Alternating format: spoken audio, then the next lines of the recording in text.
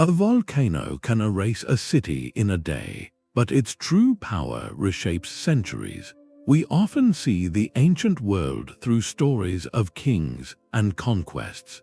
But what if the real architects of history were forces far greater than any army? This is an investigation into how the Earth itself intervened in human affairs. You will gain a new framework for understanding why great civilizations like the Minoans or the Roman Republic fell, not just from internal decay, but from a chain reaction started by fire and ice. We will trace the invisible thread from a single, catastrophic eruption to waves of famine, mass migration, and the collapse of political order. How does a natural disaster in the Mediterranean topple an empire 1,000 miles away? And why would a volcanic winter determine the fate of a famous emperor's grand ambitions? By the end, you will see the past not as a sequence of human decisions, but as a dialogue between societies and a volatile planet. What does it mean for our own future when the ground beneath our feet holds such transformative power? This volatile geography was not a distant backdrop, but the very stage upon which ancient history unfolded. The Mediterranean basin sits atop a restless network of tectonic plates, a mosaic of colliding continents and thinning crust. From the fire-spewing peaks of the Aegean to the simmering calderas of Italy and the highlands of Anatolia, this world was dotted with sleeping giants. Communities did not merely live near these mountains, they lived in their long, quiet shadow, building their cities on fertile volcanic soil, unaware that the source of their prosperity was also a source of ultimate peril. For these societies, an eruption was more than a local tragedy. It was a phenomenon that shattered their entire understanding of the world. A single event could unleash a cascade of consequences that rippled far beyond the immediate zone of ash and lava. The initial blast and pyroclastic flows represented a terrifying, localized end. But the true historical impact began in the days and weeks that followed, as a plume of ash and sulfur gases climbed into the stratosphere, caught the prevailing winds, and began to alter the climate of the entire region. This is where a local geological event transformed into a regional historical crisis. The destruction of a harvest 100 miles away by acid rain, or the failure of spring rains in a neighboring kingdom, could destabilize economies and topple governments that never felt the earth shake. The volcano's reach extended far beyond the range of its fire. The archetypal event that demonstrates this chain reaction is the catastrophic eruption of Thura. Around the middle of the second millennium before the Common Era, the island we now call Santorini was a single, massive volcano known to the ancient Minoans as Thera. It was not merely a mountain, it was a geological pressure cooker, and when it finally detonated, it did so with a force that modern volcanologists rank among the most violent events in human history. The scale is almost beyond comprehension.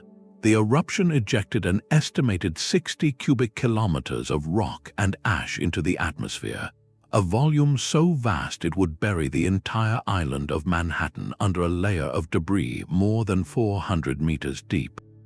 The center of the island collapsed into the emptied magma chamber, creating the stunning caldera and deep blue waters that define Santorini's landscape today. For the sophisticated Minoan town of Akrotiri, buried on Thura itself, the end was both sudden and remarkably preserved. A thick, cement-like layer of volcanic ash and pumice entombed the settlement in an instant, freezing multi-story buildings, vivid frescoes, and everyday objects in time, much like the later Roman city of Pompeii. This immediate local devastation was absolute, but the volcano's impact was only beginning. The sudden collapse of such a massive landmass into the sea would have triggered a titanic tsunami. Wave models suggest a wall of water, perhaps tens of meters high, radiating outward across the Aegean Sea at terrifying speed. it would have smashed into the northern coast of Crete, the heartland of Minoan civilization, less than an hour later. Coastal ports, vital naval fleets, and seaside palaces would have been scoured away without warning. The wave's reach was likely immense, with evidence of its passage found as far away as the coasts of modern-day Turkey and Israel. In a single day, the Minoans, a thalassocracy whose power was built upon the sea, found their maritime infrastructure shattered by the sea itself. This was not just a natural disaster, it was a direct strike against the very foundation of their economic and military strength. Yet even this wave of destruction was just the first act in a much longer and ultimately more destabilizing historical drama. The true legacy of Thura was written not in stone but in the sky. While the tsunami receded and the ash settled, a far more insidious consequence was taking shape high above the earth. The cataclysm had propelled an immense volume of sulfur dioxide gas into the stratosphere, a stable layer of the atmosphere where weather as we know it does not occur. There, these gases transformed into a persistent haze of reflective sulfate aerosols, a kind of planetary sunshade. This microscopic veil began scattering sunlight back into space, preventing its warmth from reaching the ground. The result was a rapid, profound, and global cooling event known as a volcanic winter. We are not speaking of a slightly chilly summer. Ice core samples from Greenland, drilled from deep within ancient glaciers, contain distinct, acidic layers corresponding precisely to this period. These frozen time capsules record a sudden spike in sulfur, a chemical fingerprint of Thura's eruption preserved in ice that fell as snow over the Arctic. This tells us the climatic disruption was not a local Mediterranean phenomenon, it was a planetary event. For the farming communities and complex societies of the Bronze Age, this meant catastrophe on a scale they could not have foreseen. Growing seasons would have shortened dramatically. Temperatures would have plunged during critical months for grain maturation. Persistent cloud cover and reduced sunlight would have led to crop failures across vast regions. The evidence emerges from tree rings as well, which show patterns of stunted growth for years following the eruption, indicating sustained stress on ecosystems. A single failed harvest could strain a kingdom's reserves. Several consecutive years of climatic failure, however, would unravel the very fabric of society. Famine would have spread along trade routes, not as a sudden shock but as a creeping, inescapable reality.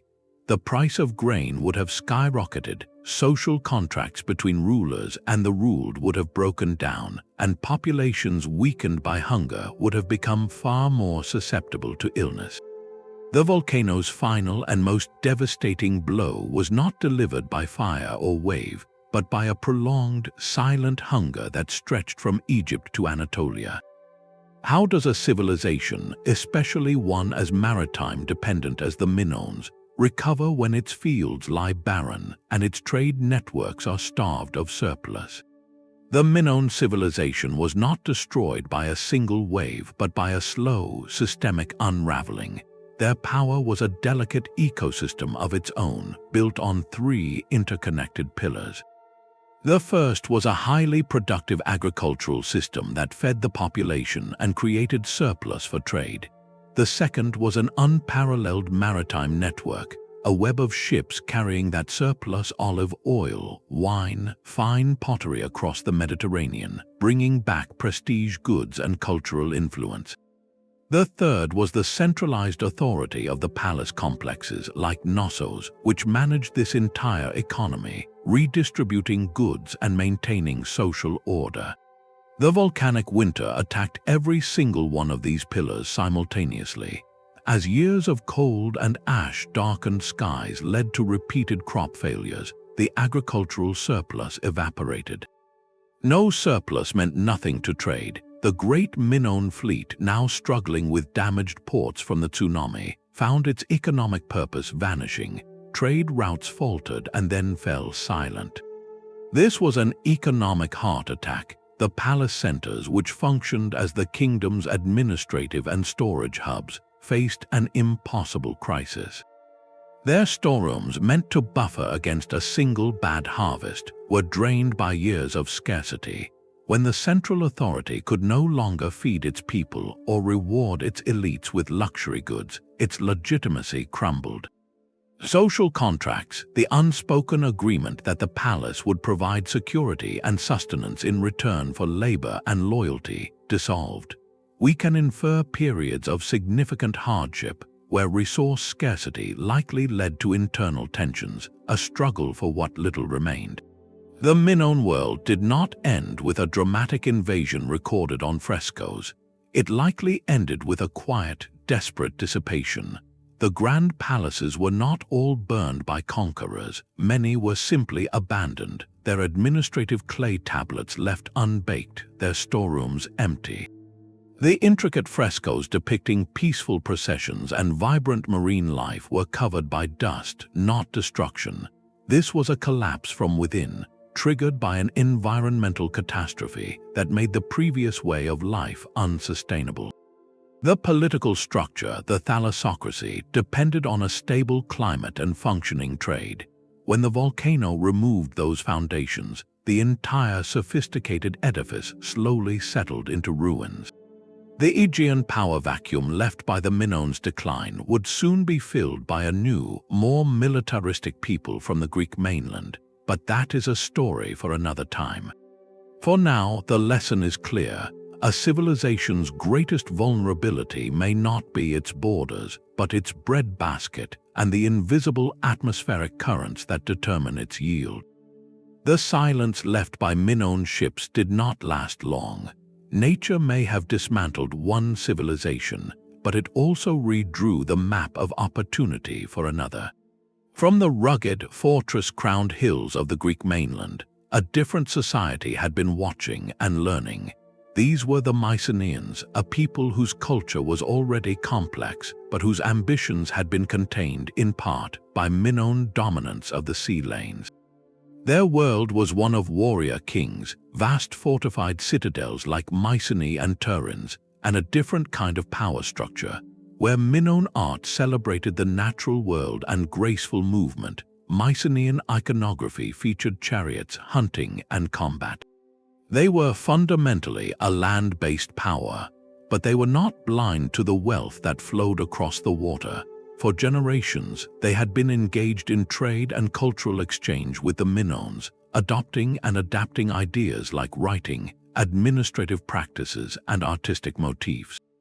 This relationship, however, was one of junior partner to a maritime superpower. The Minoan fleet controlled access, and their palaces set the terms. The eruption of Thura and the ensuing decades of climatic and social collapse changed that equation completely. The Minoan navy, those swift, elegant vessels that policed the Aegean, was gone, shattered by tsunamis and rendered pointless by a collapsed trade economy. The network of coastal outposts and way stations that facilitated Minoan trade fell into disuse or were left undefended. Suddenly, the sea was not a guarded highway but an open frontier. For the Mycenaeans, this was a geopolitical gift of unimaginable scale. They were not directly in the path of the worst volcanic effects. Their heartland on the Peloponnese suffered from the broader climatic downturn, certainly, but they avoided the direct tsunami devastation and the complete systemic shock that crippled Crete. Their agricultural base, while stressed, was more diversified and perhaps more resilient. Most importantly, their political structure was different, organized around powerful, rival warlords in heavily fortified citadels. Mycenaean society was built for competition and expansion. In a time of general scarcity, the incentive to seek resources elsewhere grew overwhelming, so they looked to the sea. We can trace this shift archaeologically. In the period following the Thera eruption, Mycenaean pottery, weapons, and styles begin to appear with striking frequency on islands that were once firmly in the Minoan sphere, like Rhodes and the Cyclades. It seems they did not necessarily launch a violent invasion of Crete itself, at least not at first. Instead, they moved into the spaces left empty, establishing their own trading posts, taking over former Minoan facilities, and gradually weaving the broken threads of Mediterranean trade into a new network under their control. They essentially filled the vacuum, becoming the new maritime middlemen. This economic expansion fueled a cultural explosion back home. The wealth flowing into the mainland financed the construction of even more monumental palaces, the famous Tholos tombs with their dazzling grave goods, and a flourishing of art and craftsmanship. The Linear B script, adapted from the Minoan Linear A, was used not for temple inventories as before, but for the meticulous accounting of a militaristic palatial economy, records of chariot wheels, bronze, and rations for workers. The Mycenaeans did not merely replace the Minoans, they transformed the template of power in the region. They merged Minoan nautical expertise with their own martial and administrative prowess, creating a hybrid civilization that would come to dominate the late Bronze Age Aegean.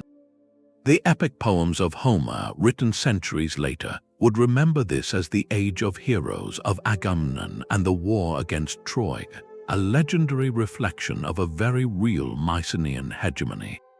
And it was a hegemony born from a disaster that cleared the stage. The Volcanoes' eruption, therefore, did not just end a chapter. It decisively turned the page, allowing a new narrative, written in the language of warriors and merchants, to begin. But how does a civilization process a catastrophe of such unimaginable scale? For the Mycenaeans who inherited the Aegean, and for the peoples around its shores who felt the years of cold and hunger, the eruption of Thera was more than a historical event. It was a trauma etched into the collective memory, a story that demanded to be told and retold across generations. In an age before written history, such stories did not fade. They transformed, taking on the shape of myth and legend, becoming the vessels through which profound truths about human vulnerability were passed down. And one of the most enduring echoes of that memory may be the greatest lost city story of all time, Atlantis. The philosopher Plato, writing over 1,000 years after Thera erupted, recounted a tale told to him of a magnificent, advanced island kingdom that existed long before his own Athens. This kingdom, Atlantis, was said to lie beyond the Pillars of Hercules, and it was a place of immense power and wealth, with concentric rings of water and land, advanced engineering, and a proud people. But its people grew arrogant, and the gods grew angry.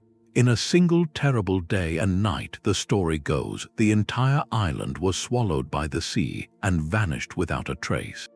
The parallels are haunting, not as a one-to-one historical account, but as a cultural fossil, a powerful island civilization, sophisticated and maritime. A cataclysmic, sudden end involving the sea, a disappearance so complete it became synonymous with oblivion. Scholars have long debated the possible roots of the Atlantis legend, and while no single theory is definitive, the template fits Thera with a compelling symmetry. The story preserved the core truth of a civilization erased by natural forces, while its details blurred and shifted through centuries of retelling. More importantly, Thera's legacy established a powerful narrative template in the ancient Mediterranean mind. It forged a direct link in the cultural imagination between an immense, inexplicable natural disaster and the total collapse of a complex society. This was a new way of understanding fate. It suggested that human achievement, no matter how grand, could be undone in an instant by the raw power of the earth. This template became a lens through which later societies interpreted their own crises. When a city was destroyed by an earthquake or a famine struck, it was not merely bad luck. It could be framed as a divine judgment, a repetition of that primordial pattern where pride precedes a fall orchestrated by nature itself. The story served as a warning and an explanation, a mythic precedent that made later disasters feel part of a known, if terrifying, cosmic order. So, while the Minoan palaces crumbled into silence and the Mycenaeans rose to fill their place, the memory of the fire from the sea lived on. It lived on not in administrative records, but in the stories told by firelight, stories that would eventually find their way into the dialogues of a philosopher and shape our imagination of lost worlds forever. This deep cultural imprint demonstrates a volcano's longest-lasting effect. It can vanish an island from the map, but its story becomes immortal. Yet the pattern established by Thura was not a singular event in the ancient world. Centuries after the Mycenaeans rose to power, a new and even more widespread crisis would grip the entire eastern Mediterranean and Near East, an event so profound historians call it simply the Late Bronze Age collapse. Around 1100 years before the Common Era, the interconnected world of great kingdoms, the Hittites in Anatolia, the New Kingdom of Egypt, the city-states of Canaan, and the Mycenaean palaces in Greece began to fracture and fall, one after another. Grand palaces were burned and abandoned, sophisticated writing systems were forgotten, and long-distance trade networks dissolved into silence. For decades, scholars have debated the causes, pointing to invasions by mysterious sea peoples, internal rebellions, and systemic economic failure. But increasingly, evidence points to another, more fundamental trigger working in the background, a great stressor that made all these political and military crises possible. And once again, a volcano appears as a prime suspect, this time from a much more distant shore. The culprit is Hekla, a fierce volcano in Iceland. Around that pivotal time of 1100, geological records indicate Hekla experienced a colossal eruption, one of the largest in its long history, now labeled by researchers as the Hekla 3 event. The sheer scale of this eruption is key. Like Thura before it, Hekla 3 would have ejected enormous quantities of fine ash and, more critically, sulfur dioxide high into the stratosphere. Unlike a Mediterranean eruption, however, an Icelandic event holds a particular power over the northern hemisphere's climate. The prevailing wind patterns at those high latitudes are perfectly positioned to spread a veil of aerosols across Europe, the Mediterranean, and into Asia. The chemical evidence for this is locked in ice. Ice cores from Greenland and elsewhere show a pronounced spike in sulfuric acid deposition right around this period, a clear signal of a major volcanic event with global climatic impact. Tree ring data from ancient Irish oaks and other sources tell a complementary story, revealing a stark period of stunted growth for several years, a telltale sign of severe cold stress. The world, it seems, was plunged into another volcanic winter. This was not a brief cold snap. We are likely looking at a period of 3 to 5 years, perhaps more, of dramatically cooler temperatures, shortened growing seasons, and unpredictable weather patterns. For the complex, interdependent societies of the Late Bronze Age, this climatic shock was a disaster in slow motion. These kingdoms were not self-sufficient. They relied on intensive agriculture to feed dense populations and on far-flung trade networks for vital goods like tin and copper to make bronze, the very material that gave the age its name. A succession of failed harvests would have caused immediate, catastrophic food shortages. Famine is a powerful destabilizer. It breaks the bond between people and their rulers, who are seen as failing in their most basic duty to ensure prosperity and protection. It creates desperate, mobile populations willing to risk everything. It makes armies harder to feed and pay, weakening state control at its core. Imagine the domino effect. In the Mycenaean world, the palace economies that meticulously recorded every jar of oil and every chariot wheel depended on agricultural surplus. Several years of crop failure would empty the storerooms, leaving nothing for the specialized craftspeople, the soldiers, or the administrators.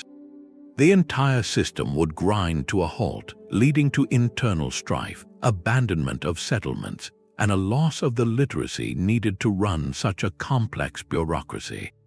In Anatolia, the Hittite Empire, already straining, would have faced the same agricultural crisis, possibly compounded by drought. This would have spurred movements of people, perhaps pushing groups from the harder-hit north toward the richer coasts. In the eastern Mediterranean, the famous sea peoples, often depicted as a sudden, destructive horde, may have been as much a symptom as a cause, a mix of displaced populations, opportunistic raiders, and mercenaries set in motion by systemic collapse, searching for new lands as their own homelands became untenable. The great pharaohs of Egypt, recorded fighting these groups, were defending a Nile valley whose own, more reliable floods might have been their only saving grace, yet even they were severely weakened. The Hekla III eruption did not single-handedly cause the late Bronze Age collapse. Human factors, political rivalry, overextension, social inequality created vulnerabilities. But the volcano likely provided the decisive environmental trigger, the great push that sent an already teetering system over the edge. It turned manageable challenges into existential crises. By inducing years of famine, it shattered the economic foundations of these palace-centered states, fueled mass migrations, and broke the links of international trade that held the age together. The result was a dark age, a centuries-long period of cultural contraction and simpler, localized societies. The story repeats but on a grander scale. A volcano in Iceland, a place utterly unknown to the kings of Hattusa or Mycenaean, may have quietly written the final chapter for their world, proving that in an interconnected system, a shock anywhere can become a crisis everywhere. These palace economies were intricate, beautiful, and deeply fragile. Picture the system not as a collection of independent kingdoms, but as a single, sprawling organism. Its lifeblood was grain harvested from the fertile plains of Anatolia, the Nile Delta, and the Peloponnesian valleys. Its nervous system was the trade network, a web of merchant ships and overland caravans carrying tin from Afghanistan, copper from Cyprus, luxury goods from Egypt, and the all-important olive oil and wine that fueled both ceremony and commerce. And its brain was the centralized palace, a bureaucratic hub that collected, recorded, and redistributed all of this wealth. Every part depended on the others. The palace needed grain to feed the specialized artisans who made the goods for trade. The traders needed the security and financing the palace provided. And the farmers needed the stability the entire system promised. It was a remarkable achievement of human cooperation, but it had one critical vulnerability. It required predictability. A steady climate, reliable harvests, and open sea lanes were not just conveniences, they were the absolute prerequisites for survival. A volcanic winter, with its years of cold and darkness, attacked this system at its very roots. The first and most devastating blow was to the grain supply. One failed harvest could be managed. Palaces held vast storerooms precisely for this purpose, a buffer against a single bad year. But what happens when the cold lingers and a second, then a third harvest fails? The buffer is consumed. The carefully calculated reserves recorded on clay tablets with such precision begin to empty. As the granaries dwindle, the palace faces impossible choices. Do they continue to feed the hundreds of scribes, potters, weavers, and soldiers who form the backbone of the state? Or do they prioritize the farming families, without whom there can be no future harvest at all? This is the moment the social contract begins to tear. The specialized workers, now hungry and unpaid, abandon their trades. The administrative system, deprived of its purpose and its scribes, grinds to a halt. Literacy itself, a skill confined to the palace elite, starts to fade as those who hold it scatter or turn to more immediate concerns. The breakdown is not sudden, but it is inexorable. As local systems fail, the larger network begins to unravel. A Mycenaean palace with no surplus olive oil has nothing to send to Egypt in exchange for the gold it needs to legitimize its king. A Hittite center, desperate for grain, cannot spare the copper it once traded for Anatolian tin. The ships that once moved with purpose between these capitals now find their voyages pointless, their holds empty.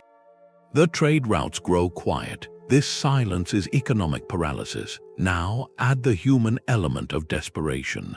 As famine tightens its grip, people do not simply wait.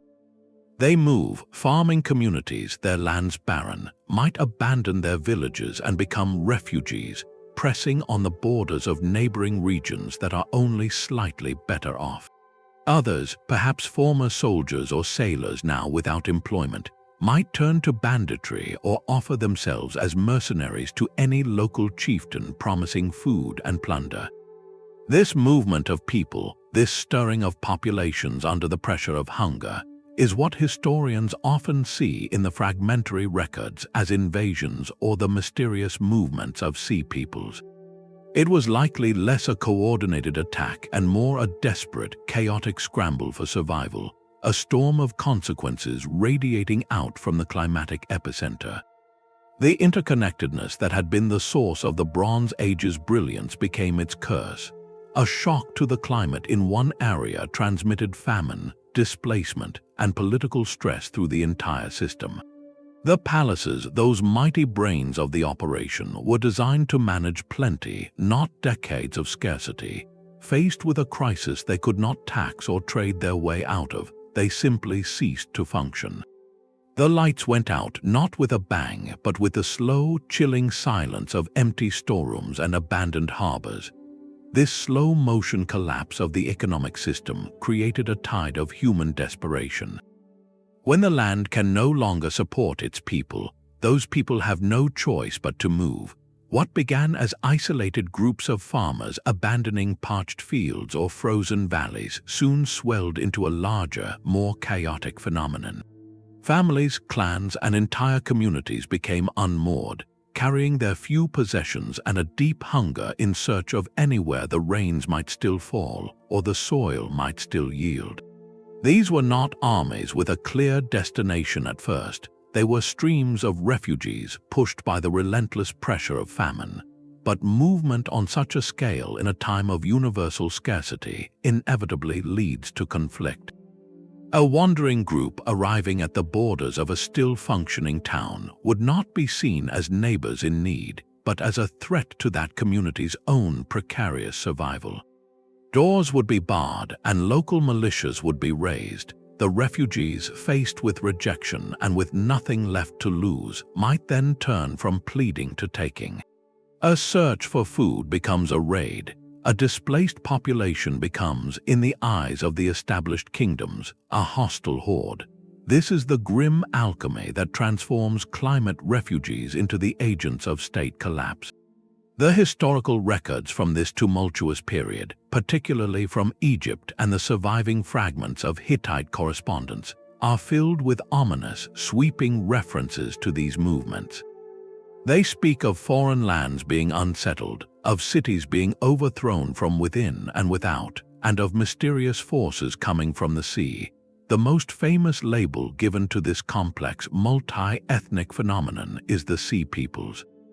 For a long time, historians envisioned them as a unified pirate confederacy, a barbarian wave intent on destroying civilization.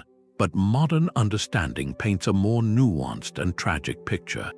The Sea Peoples were likely not a single people at all, but a cascading series of migrations and opportunistic attacks by many different groups, some from the fractured Aegean world, others from Anatolia, perhaps even from the Italian peninsula or beyond. They were as much a symptom of the systemic breakdown as they were a cause of it. They moved because their homelands had failed them, and in their movement, they applied the final, shattering pressure to kingdoms already on the brink. The Hittite Empire, a formidable land power based in central Anatolia, provides a stark case study. Already straining under the climatic stress that crippled its grain production, it now faced a pincer movement. Displaced groups from the north and west pressed against its frontiers, while its vital coastal vassal states in places like Cyprus and the Levant were hit by seaborne raids. The Hittite capital of Hattusa, a massive, fortified city, was not overrun by a prolonged siege in the traditional sense. Instead, the evidence suggests it was simply abandoned. The central authority, unable to provision its population or control its territories, evaporated. The royal line vanished, the bureaucracy dissolved, and people left the great city to its silence. It was a political death from internal failure, accelerated by external pressures it could no longer manage. Even the great survivor, Egypt, was brought to its knees.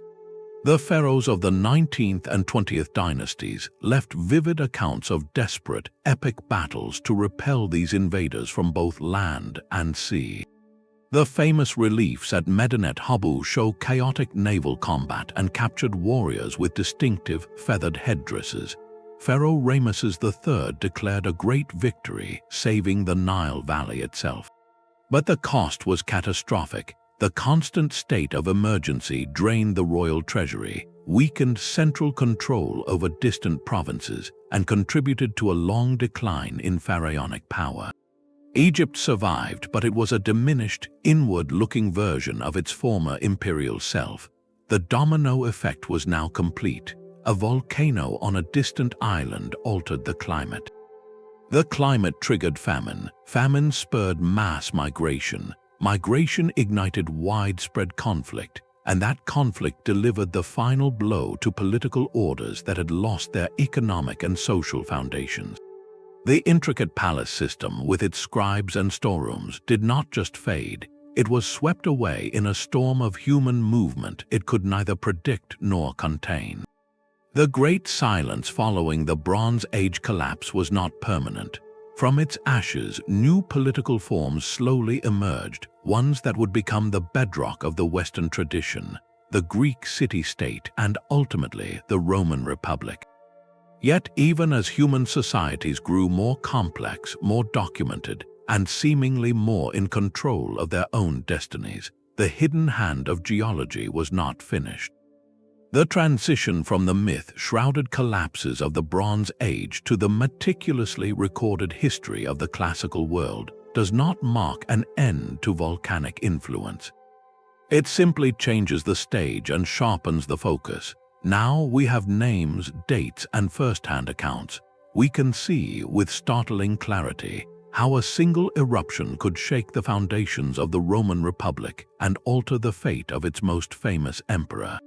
The volcanoes did not cease their work. History just began to take better notes. This period offers a powerful case study, moving from the archaeological inference of earlier times to the vivid, immediate testimony of senators, poets, and emperors who witnessed the sky itself turn against them. Their records reveal a world where political stability was still intimately and terrifyingly tied to the harvest, and where a bad growing season could be interpreted not just as misfortune, but as a sign of divine displeasure with the state itself. In the tightly wound political machine of the Roman Republic, where popular unrest could topple governments, a volcanic winter was not merely an environmental event. It was a direct threat to public order and a potent weapon in the hands of ambitious men. The transition to the classical world brought history into sharper focus, but not necessarily greater control. In the year 44 before the Common Era, the Roman Republic was reeling from a political earthquake, the assassination of Julius Caesar on the Ides of March. The ensuing power struggle was chaos enough, but then the natural world seemed to echo the turmoil. Contemporary Roman writers began to record something deeply unsettling in the sky. The poet Virgil wrote of a dimmed sun and fearful shadows. The historian Plutarch described the sun growing pale for an entire year, its heat feeble, while the air carried a strange, persistent haze. Fruits failed to ripen that summer, he noted, and the land produced only a blighted, shriveled harvest. For the superstitious Romans, this was no mere weather. In a society where celestial signs were direct messages from the gods, a weakened sun following the murder of a dictator was an omen of terrifying magnitude. It was interpreted as a sign of divine wrath, a cosmic mourning for Caesar, or a portent of the bloody civil wars to come. For centuries, this was understood as a powerful metaphor, a literary device to match the darkness of the age. But modern science has uncovered a far more literal and globally significant truth behind these ancient observations. This was not just metaphor, it was a measurable atmospheric event. Ice core samples from Greenland, those same frozen archives that recorded Thera and Hekla, reveal a startling spike in sulfate deposits right around 43 before the Common Era. This is the chemical signature of a massive volcanic eruption, one that ejected millions of tons of sulfur dioxide into the stratosphere, creating a persistent global dust veil. The sun literally did grow pale, its light diffused and its warmth diminished by a planetary shroud. The mystery lies in the source, which volcano was responsible for casting this pall over the Mediterranean at such a pivotal historical moment. The evidence points to two compelling and distant candidates. The first is Mount Etna on the island of Sicily. Roman sources do mention activity from Etna around this time, but the scale needed to produce a global climatic signature seems beyond its typical eruptions. The second, and perhaps more likely culprit, lies almost unimaginably far away in Alaska. Researchers have identified a colossal eruption of the Okmok volcano in the Aleutian Islands, which geological dating places squarely in the early 43s before the Common Era. The idea is staggering, a volcano erupting on the far side of the world in a place utterly unknown to Roman senators could have been the direct cause of their crop failures, their social panic, and their interpreted omens. The atmospheric circulation patterns of the northern hemisphere would have carried the aerosol cloud across continents, creating the exact conditions described by Virgil and Plutarch. This transforms the story from a local Roman superstition into a chapter of planetary environmental history. The political instability following Caesar's death was therefore set against a backdrop of genuine, tangible hardship. Food shortages from the cold summers would have inflamed public unrest, making the population more desperate and volatile, more susceptible to the promises of populist leaders vying for power. The gods may have been silent, but the earth from a hemisphere away was speaking very clearly. The pale sun and withered harvests of 43 were more than an omen, they were a tangible crisis. For the Roman Republic, already fractured by Caesar's death, this was not a metaphor but a direct threat to its survival. The political vacuum was being filled by a fragile and ruthless alliance known as the Second Triumvirate: Mark Antony, Lepidus, and the young Octavian, Caesar's heir. Their pact was one of sheer pragmatism, a temporary union to defeat Caesar's assassins and divide the Roman world. But to fund their looming war, they needed vast sums of money, and to secure their power, they needed to eliminate enemies. Their solution was a policy of state-sanctioned terror, the Proscriptions. These were public lists naming hundreds, perhaps thousands, of wealthy senators, equestrians, and citizens as outlaws. Their property was confiscated by the state, and a bounty was placed on their lives. It was a brutal mechanism for wealth redistribution, funneling the assets of the old elite directly into the war chests of the new rulers. While this political violence had its own logic, the backdrop of volcanic winter gave it a sharper, more desperate edge.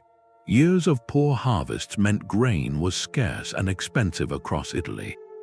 The urban poor in Rome, the plebs who relied on subsidized grain distributions, were growing restless and hungry. Social tension was a simmering pot, and the triumvirs knew that an angry, starving populace was a threat to their tenuous control. The proscriptions served a dual purpose then. Beyond funding armies, they also redirected public anger.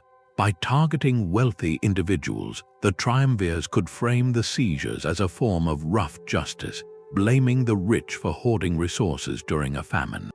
It channeled the frustration of the hungry masses toward a visible enemy, deflecting blame from the ruling trio themselves. The climate-induced famine did not cause the proscriptions, but it undoubtedly exacerbated the conditions that made them both financially necessary and politically expedient. A stable, well-fed republic might have found a less horrific path. a state shivering under a cold sun and facing empty granaries, had its choices narrowed by desperation. This harsh environment made the civil wars that followed even more devastating. When the triumvirs finally turned on each other, their conflicts were fought over a landscape already weakened by hunger.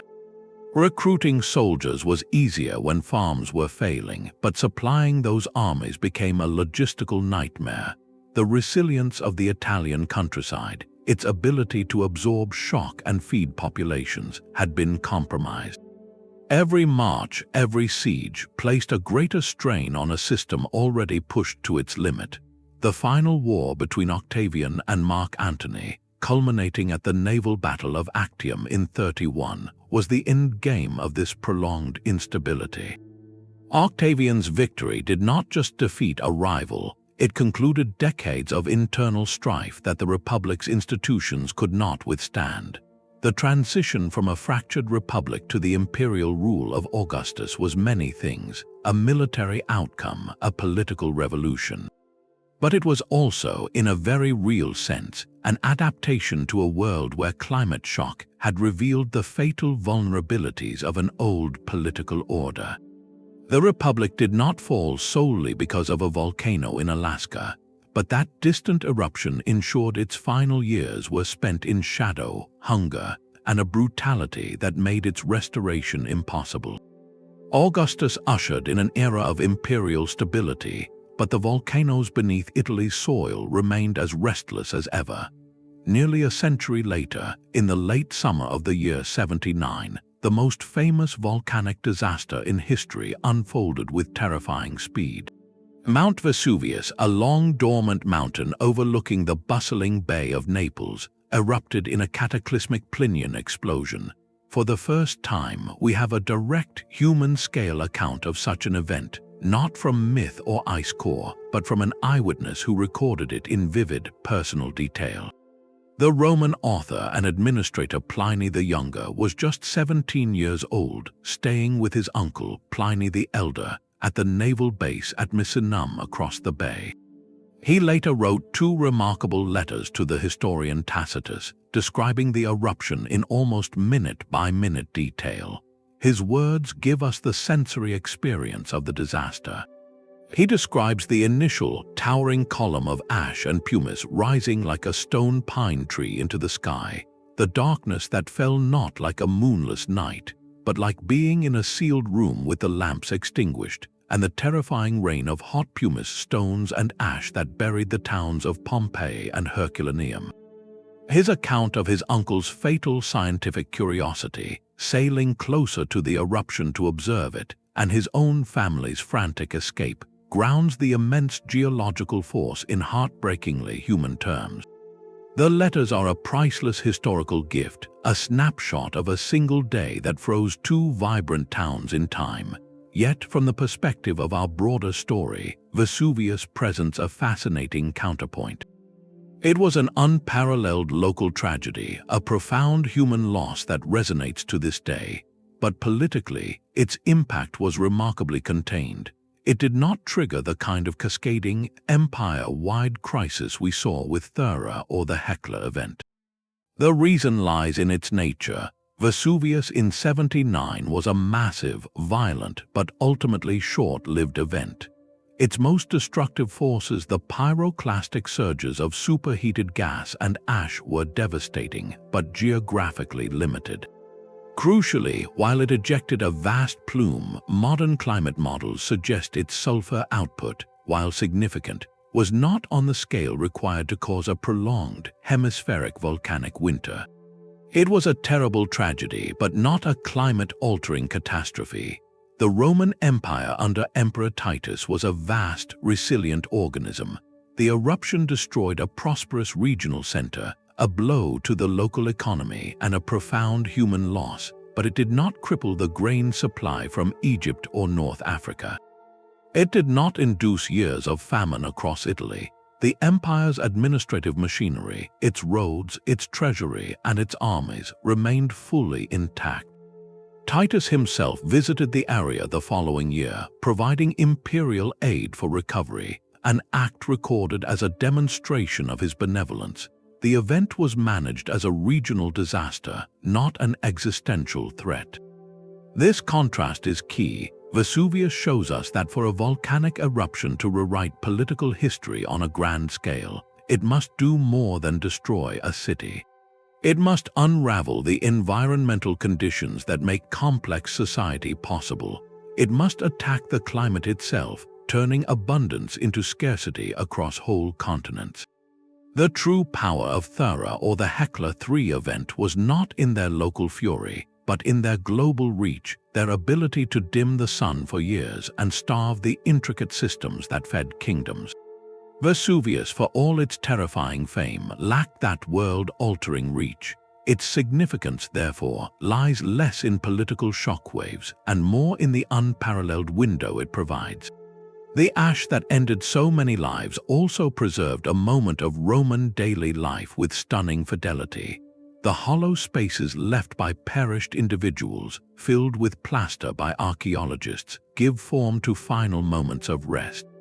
The frescoes, the loaves of bread in ovens, the graffiti on walls, all of it offers an intimate connection to the past that broader climatic histories cannot.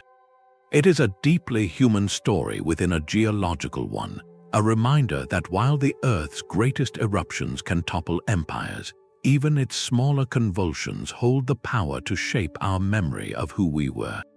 The shadow cast by Vesuvius was long, but it remained a regional tragedy. To find a volcanic event that truly shook the foundations of a global empire, we must look to a later, darker chapter, one that modern science has only recently begun to fully understand. In the year 536, something went terribly wrong with the sky. Across the Mediterranean, Europe, and Asia, contemporary observers recorded a phenomenon of profound and terrifying strangeness. The Byzantine historian Procopius, writing from Constantinople, noted that the sun gave forth its light without brightness like the moon throughout the entire year. Another chronicler, John of Ephesus, wrote that the sun became dark and its darkness lasted for 18 months. Each day it shone for about 4 hours, and still this light was only a feeble shadow. This was not a brief eclipse or a passing dust storm. This was a persistent planetary dimming. The immediate consequences were as dire as they were predictable. With the sun's warmth and light so drastically reduced, temperatures plummeted. Snow fell in summer across China. Frosts withered crops in Ireland and Italy alike. Harvests failed completely, not for a single season, but for years on end. Procopius grimly recorded the resulting famine, noting that people were forced to consume unusual and unwholesome foods. The great interconnected world of the late Roman, or Byzantine, Empire and its neighbors was suddenly thrust into a desperate struggle for survival. For decades, historians puzzled over the cause of this mysterious climatic catastrophe, often called the year without a summer, though its effects stretched far longer. The literary accounts were clear, but the geological culprit was unknown. Then, in the 1990s, ice core science provided the answer. Deep within the glaciers of Greenland and Antarctica, researchers found the unmistakable signature. Layers of ice corresponding to the years 536 and 540 showed extreme spikes in sulfate deposits.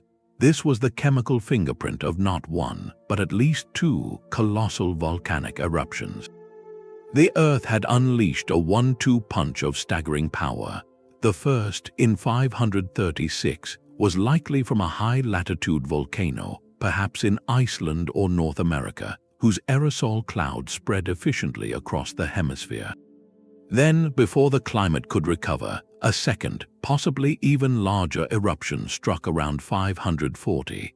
The source of this second event is now strongly linked to the Tierra Blanca Jovan eruption of the Ilopango caldera in what is now El Salvador.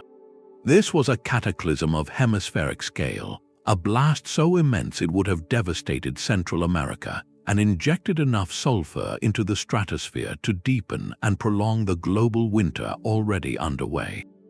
The human cost of this double volcanic winter is almost beyond measure. Societies from Scandinavia to Mesopotamia were brought to their knees by famine. Weakened by hunger and cold, populations became terrifyingly vulnerable to disease, and in 541 the disease arrived. The bubonic plague, carried by fleas on rats aboard grain ships, erupted in the Egyptian port of Pelusium. Fueled by the mass displacement and poor health of the famine years, it exploded into the first recorded pandemic in history, the Plague of Justinian. It swept through the Byzantine Empire, killing, by some estimates, a quarter to half of the population in certain regions. The Empire of Justinian, which had recently reconquered vast territories in Italy and North Africa in a bold attempt to restore Rome's ancient glory, found its ambitions shattered not by armies but by an invisible, climate-driven apocalypse. The treasury was drained, armies could not be manned, and grand projects were abandoned. The dream of reuniting the Roman world died in the cold, dark years of famine and plague. This sequence is the ultimate, documented example of the chain reaction we have traced since Thera. A volcanic eruption, or in this case a pair of them, alters the climate. The climate triggers crop failure and famine. Famine spurs social breakdown and mass movement, and that widespread hardship creates the perfect conditions for pandemic disease to burn through populations with catastrophic efficiency. The political result was a permanent shift. Justinian's empire, though it survived, was permanently weakened and financially ruined, unable to hold its reconquered lands for long. In Europe, the prolonged crisis accelerated the end of late antique urban life and deepened what we once called the Dark Ages. A volcano in Central America, unknown to the emperors in Constantinople, had reached across the world to throttle an empire at its zenith and alter the course of European history. The link between planetary geology and human destiny had never been so starkly or so tragically recorded. Justinian's grand ambition was to be the restorer of a lost world. Upon his ascension to the throne of the Eastern Roman Empire in 527, he envisioned nothing less than the full reconquest of the Western Mediterranean to stitch the torn fabric of the Roman Empire back together. It was a breathtaking project of imperial will. Under his brilliant general Belisarius, Byzantine armies achieved stunning, rapid successes. They reclaimed the kingdom of the Vandals in North Africa, and then crossed into Italy, seizing Sicily, and by 536, even the ancient capital of Rome itself from the Ostrogoths. The momentum seemed unstoppable. The empire's treasury, though strained, was funding this colossal military effort, and its administration was extending its reach across the sea. Then, in that very year of 536, the sky went dark. The volcanic winter we described did not merely arrive as bad weather, it arrived as a direct, systemic attack on the engine of Justinian's restoration. The empire's strength was built on two pillars, agriculture and taxation. The fertile lands of Egypt, Syria, and Anatolia produced the grain that fed Constantinople's massive population and supplied its armies. The surplus from these harvests was converted, through tax, into the gold solidus that paid soldiers, bureaucrats, and builders. The dim sun and cold summers shattered this cycle at its source. Crop yields collapsed across the empire's heartlands. The immediate result was severe, widespread famine. A population focused on survival cannot also be a population that produces a taxable surplus. Farmers consumed what little they grew, leaving nothing for the state to collect. Trade routes faltered as regions hoarded what little they had. The imperial tax base, the financial fuel for Justinian's wars of reconquest, began to evaporate. But the crisis was only beginning. Years of malnutrition and social disruption created a population in a state of profound vulnerability. Then, in 541, the pathogen found its opportunity. The bubonic plague, likely arriving on grain ships from Egypt, exploded in the crowded quarters of Constantinople. The historian Procopius, an eyewitness, described scenes of overwhelming loss, with the city's burial systems completely overwhelmed. The plague did not discriminate. It swept through the countryside and the cities, striking down farmers, soldiers, artisans, and taxpayers alike. The demographic impact was catastrophic. Modern estimates suggest the empire lost between 1/4 of its entire population in repeated waves over the next 2 centuries. This was a blow from which the Byzantine state could never fully recover.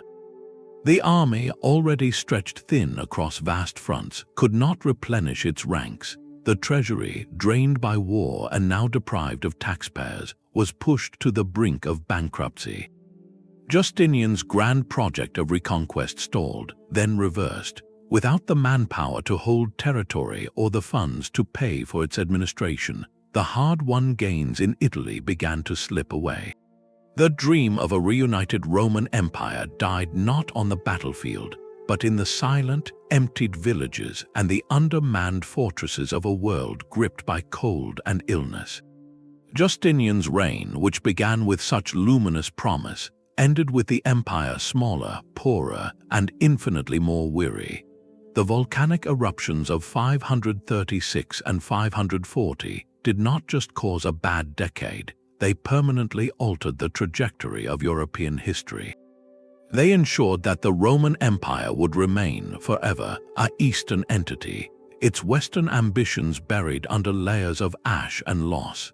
This was the ultimate demonstration of a volcano's political power. It could not only topple a civilization in its infancy, but it could also break the back of an empire at the very peak of its attempted renewal.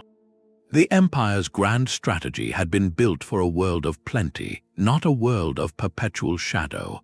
Justinian's vaults, once filled with the gold solidus from a thriving Mediterranean economy, now faced a double drain of terrifying proportions. On one side, the cost of the ongoing military campaigns in Italy and elsewhere remained immense, a constant hemorrhage of coin to pay and supply armies across the sea. On the other side, the volcanic winter and the ensuing plague systematically severed the flow of revenue into those same vaults. As harvests failed, the taxable surplus from the empire's breadbaskets vanished. As illness spread, entire villages were left without enough people to work the land or engage in trade. The tax collectors found empty fields and silent workshops. You cannot fund an expansionist war when your economic base is collapsing beneath you. The treasury's exhaustion was not just a temporary shortfall, it was a structural crisis that made the reconquest financially unsustainable. Every legion in Italy, every fleet in the Mediterranean became a luxury the empire could less and less afford. This financial strain was compounded by a deeper, more existential loss, the loss of people. The plague did not merely cause a period of high mortality, it inflicted a demographic wound that reshaped the empire's very substance. Key regions, especially the densely populated and crucial provinces of Egypt and Syria, saw their populations drastically reduced. This was not just a number on a ledger, it was a hollowing out of the empire's human infrastructure. Farmers who filled the granaries, artisans who produced goods for trade, and young men who filled the ranks of the legions were all diminished. An empire is ultimately its people, and the Byzantine state found itself trying to administer and defend vast territories with a skeleton crew. The army, stretched across fronts from Spain to Mesopotamia, could not be replenished at the rate it was being depleted by battle and more insidiously by illness. Garrisons in reconquered Italian cities were left isolated and under strength, unable to properly secure the countryside or resist renewed pressure from local groups. The dream of restoration required not just winning territory but holding it, and holding it required boots on the ground and hands to work the fields. The volcanic climate shock had robbed Justinian of both. The result was a fatal overextension. The empire had expanded its reach at the precise moment its internal resilience was shattered. Like a tree that grows too tall and broad during a drought, its roots could no longer support its canopy. The Italian campaign, the crown jewel of the Reconquest, became a quagmire. Without the steady flow of troops and gold from the east, Byzantine generals found themselves negotiating with, rather than dominating, the very Gothic factions they had supposedly defeated. Cities changed hands repeatedly in a grinding war of attrition that the empire was ill-equipped to win. The grand administrative project of integrating these western lands into the imperial system stalled, leaving a patchwork of tenuous military holdings rather than a restored Roman province. By the time of Justinian's passing in 565, the momentum had completely reversed. Within a few generations, most of Italy would be lost again, this time to the Lombards, a new power that faced far less organized resistance. The volcanic events of the mid-6th century did not just cause a bad few decades, they permanently altered the empire's trajectory. They forced a retreat from the ambitious, Mediterranean-wide vision of a renewed Rome back to a more defensive, economically focused Eastern state. Justinian's legacy, therefore, is a profound paradox, the emperor who momentarily restored Rome's ancient glory, only to preside over the conditions that made its permanent return impossible. His reign stands as a monumental testament to how even the most powerful human designs can be undone by the quiet, global mechanics of a planet we do not control. The Earth's violence demanded an explanation, and ancient societies did not have the language of plate tectonics or atmospheric science to provide one. When the sun vanished behind a veil of ash for months on end, when the crops withered in unseasonable frost, and when illness spread through weakened communities, the most logical and terrifying answer was that the gods were angry. This was not a simple superstition, it was a fundamental framework for understanding a chaotic world. In the absence of scientific causality, every natural disaster became a theological event, a direct message from the divine realm about the state of human affairs. The failure of the harvest was not a climatic anomaly, it was a sign that the delicate pact between heaven and earth had been broken. This interpretation placed immense pressure on the very pillars of society, from the farmer in his field to the emperor on his throne. For the common person, the prolonged hardship of a volcanic winter was an experience of profound powerlessness. Their prayers for sun and rain had gone unanswered, their offerings seemed rejected. This spiritual crisis naturally sought a human cause. If the gods were punishing the community, then someone within the community must be at fault. Perhaps a taboo had been broken, a sacred rite performed incorrectly, or an impious thought had spread. In such an atmosphere of fear and scarcity, the search for a scapegoat could become a desperate social purge. Historical records from various cultures, though often written by the elites, hint at these tensions. Minority groups, foreigners, or adherents of new religious movements could be singled out as the source of divine displeasure, accused of corrupting traditional ways and bringing the sky's wrath down upon everyone. The expulsion or persecution of such groups offered a grim form of social catharsis, a way to restore perceived purity and hopefully appease the angry heavens. It was a tragic attempt to regain control over a world that had slipped its natural moorings. For the ruling elite, however, the stakes were even higher. Kings, pharaohs, and emperors did not merely govern, they served as the crucial link between the people and the divine. In Egypt, the pharaoh was a god-king responsible for maintaining Ma'at, the cosmic order of truth and balance. In Mesopotamia, rulers were the god's stewards on earth. In China, the emperor held the mandate of heaven, a right to rule contingent on his ability to ensure prosperity and harmony. A volcanic winter, with its years of famine and social breakdown, was the ultimate proof of failure. It signaled that the ruler had lost the favor of the gods, that the mandate of heaven had been withdrawn, or that Ma'at had been shattered. This was not just a political problem, it was a cosmological crisis that stripped a leader of their fundamental legitimacy. we can see this pattern repeat. In the aftermath of the Hekla III eruption and the late Bronze Age collapse, the great palaces fell not only because their granaries were empty, but because the ideology that supported them collapsed. The king who could not command the rains or ensure the harvest was no longer a true king in the eyes of his people or his rivals. The silence of the gods, as interpreted through the silent fields, created a vacuum of authority that invaders, rebels, or new dynasties were quick to fill. Similarly, during the cold years following the Akhmak eruption, Roman politicians wielded the language of divine anger as a weapon. The strange sun was framed as an omen against their enemies, a sign that the republic needed purification or that a rival had offended the gods. This religious interpretation of disaster became a tool for political maneuvering, adding a layer of supernatural urgency to very earthly power struggles. The most profound example lies in the 6th century. As the sun dimmed and the plague ravaged Justinian's empire, the emperor himself was caught in this theological bind.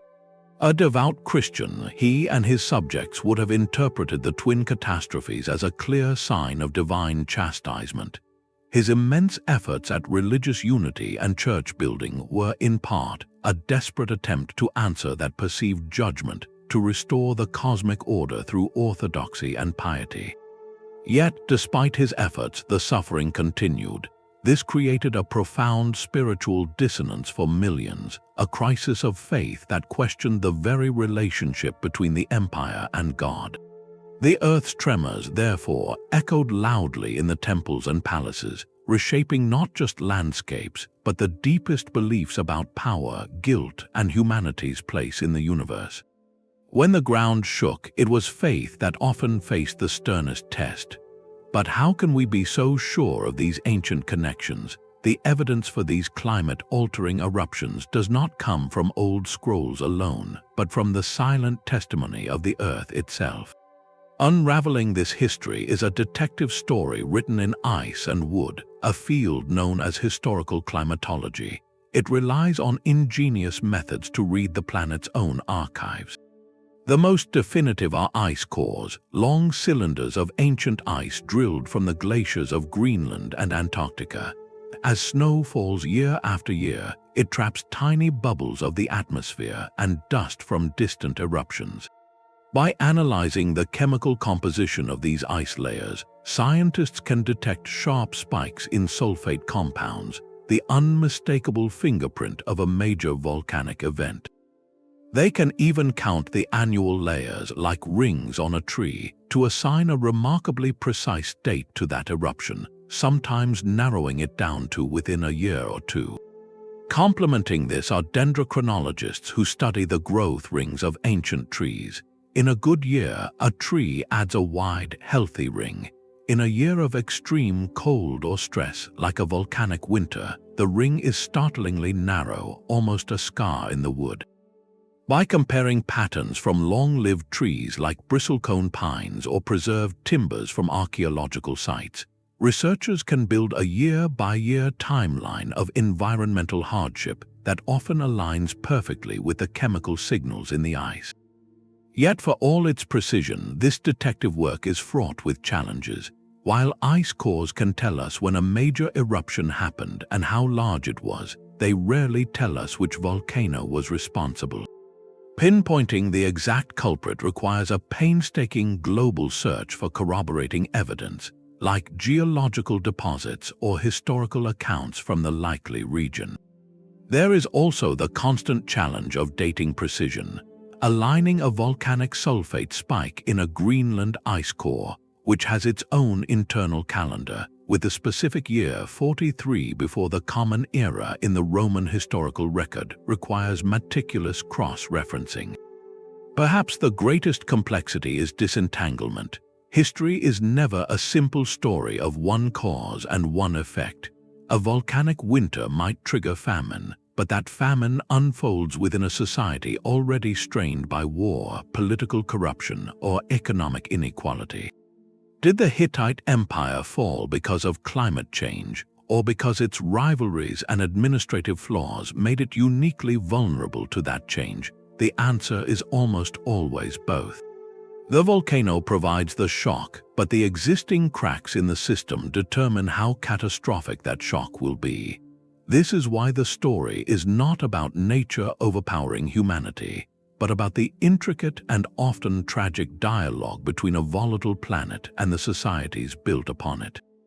Our understanding grows not by finding a single culprit, but by mapping the web of conditions that allowed a tremor in the Earth to become a turning point in history. This detective work reveals a crucial pattern, one that reshapes our understanding of catastrophe. The most accurate way to view these ancient eruptions is not as singular destroyers of worlds, but as the final, decisive weight on a scale already heavily laden. Historians and climate scientists now converge on a multifactorial model. A volcano rarely acts alone. Instead, it serves as an acute trigger, a force multiplier of existing stresses that pushes a complex society past its breaking point. The political and economic systems of the ancient world were intricate machines, but they often ran with little margin for error. They could withstand a drought or a bad harvest or a political scandal or a border skirmish. What they could not withstand was all of those challenges arriving at once, compounded by a global climatic shock that removed their ability to recover. The eruption provides that shock, turning chronic vulnerabilities into a fatal crisis. The late Bronze Age collapse stands as the textbook example of this devastating synergy. For decades before the skies dimmed, the great kingdoms of the Eastern Mediterranean were showing signs of strain. The palace economies were incredibly efficient, but also incredibly rigid. Their reliance on long-distance trade for vital materials like tin made them vulnerable to any disruption in that network. Social inequality was likely pronounced, with a vast gap between the palatial elite and the common farmers who supported them. Diplomatic relations between powers like the Hittites and Egyptians were maintained through fragile treaties and royal marriages, relationships that required constant attention and resources to sustain. There is evidence of regional droughts putting pressure on agricultural yields even before the major volcanic event. The system, in other words, was already under multiple, slow-building pressures. It was a structure with cracks in its foundation. Then came the volcanic winter, likely from the Hekla 3 eruption. This was not just another stressor, it was a systemic override. It attacked the one thing the entire complex depended on, agricultural surplus. By inducing several consecutive years of crop failure across the region, it simultaneously drained royal granaries, severed trade routes by eliminating goods to exchange, and created a desperate, mobile population. The existing cracks became chasms. The rigid palace bureaucracy, designed to manage abundance, had no protocol for years of scarcity.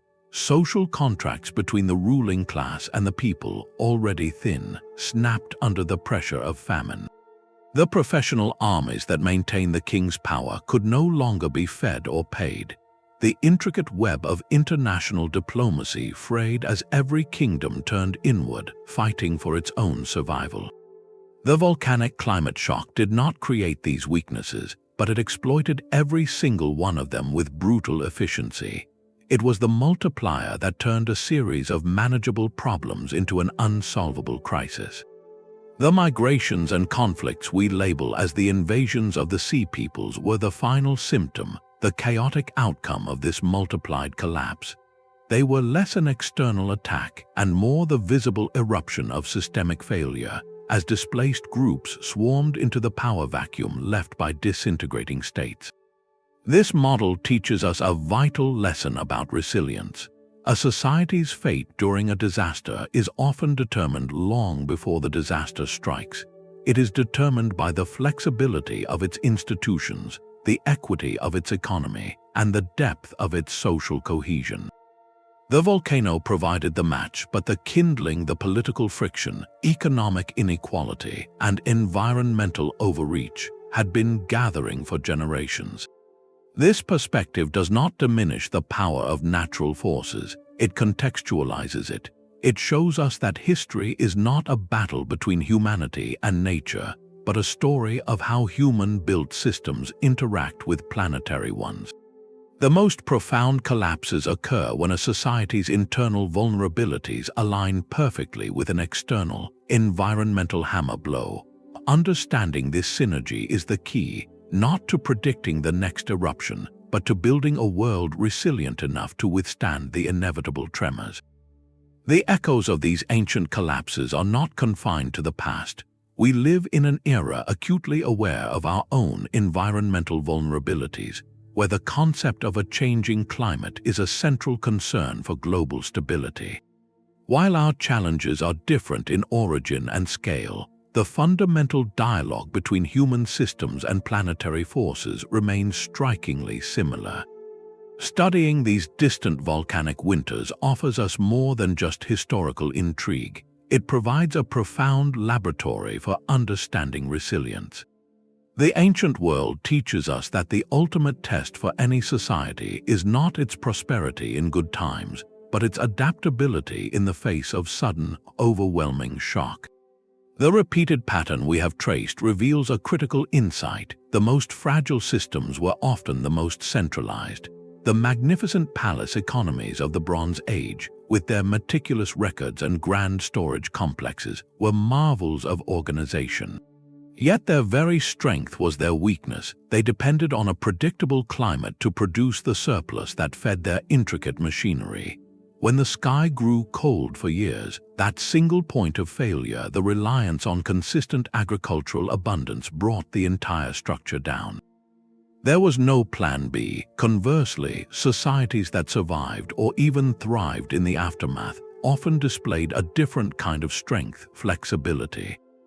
They were less reliant on a single source of food or a single trade route.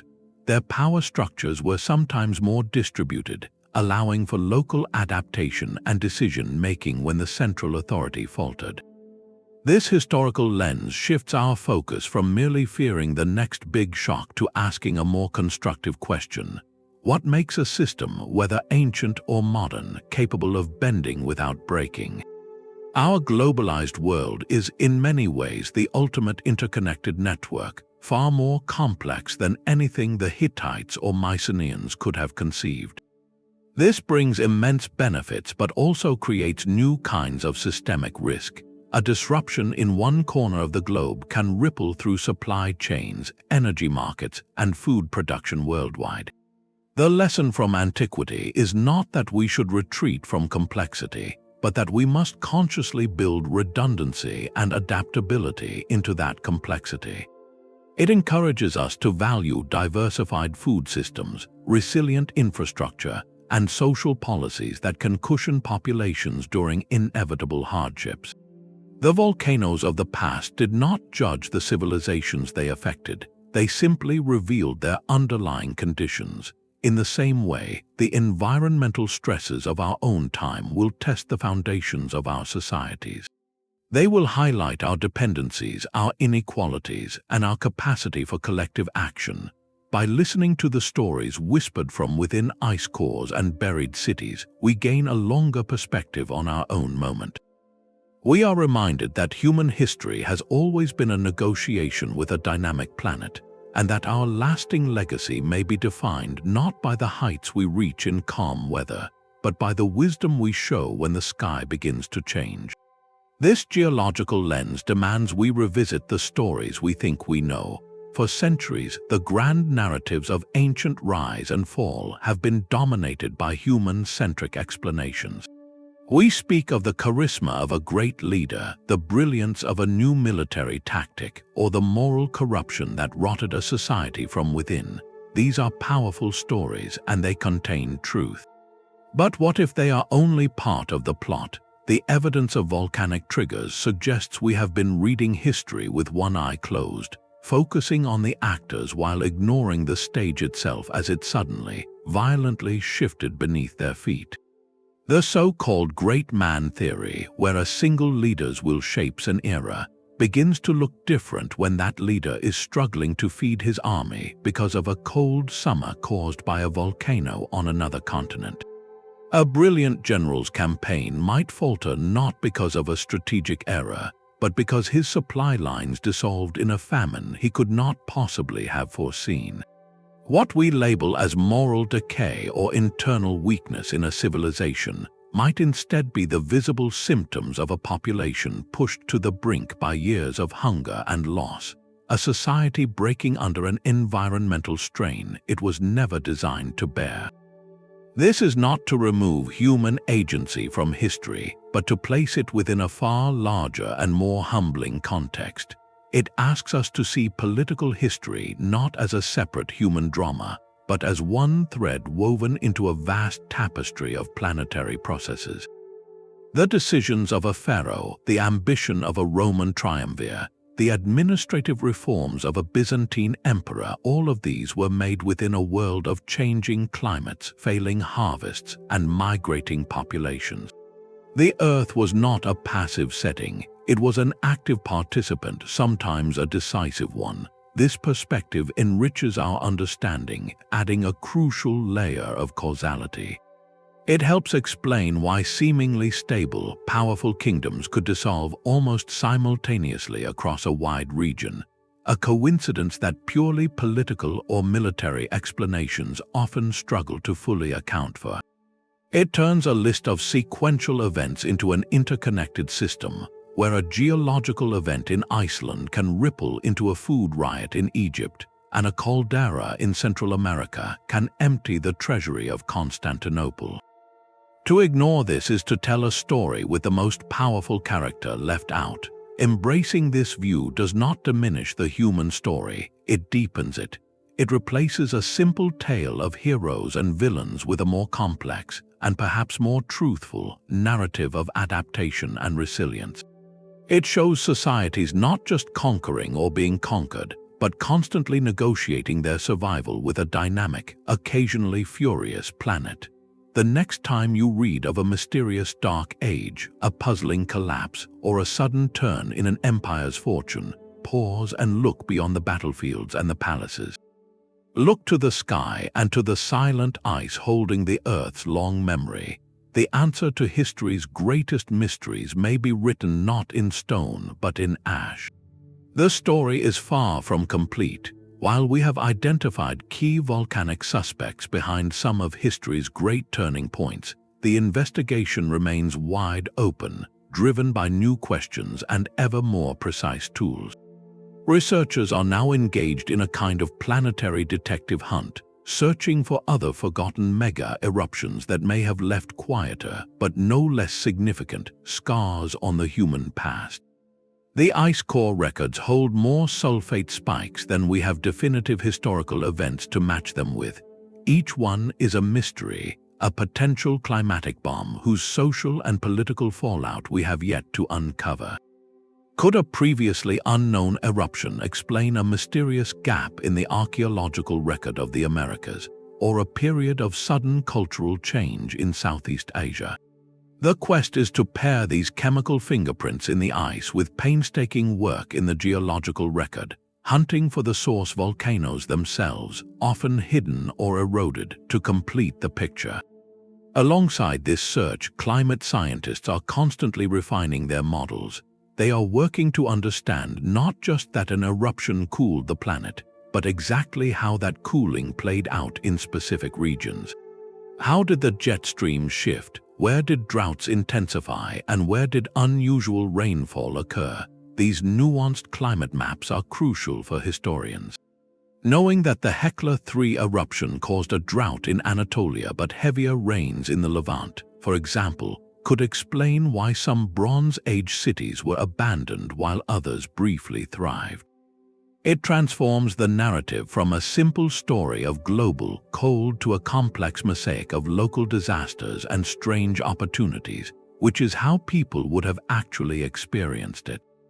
On the ground, archaeologists are employing techniques that would seem like science fiction to previous generations.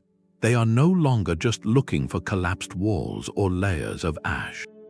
Now they can analyze ancient pollen trapped in lakebed sediments to reconstruct year-by-year changes in vegetation, seeing the exact moment oak forests gave way to scrubgrass in a prolonged drought.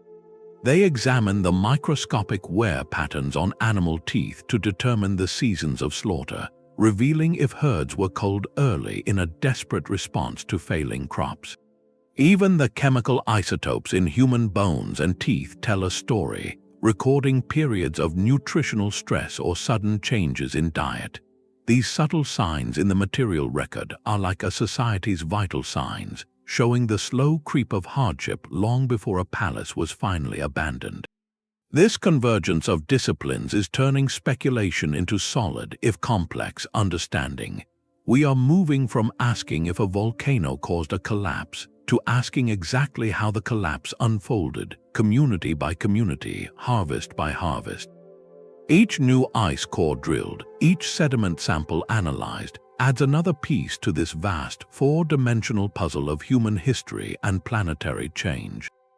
The ground beneath the ancient world may have trembled less often than we thought, but when it did, its echoes were far longer and far more consequential than we ever imagined.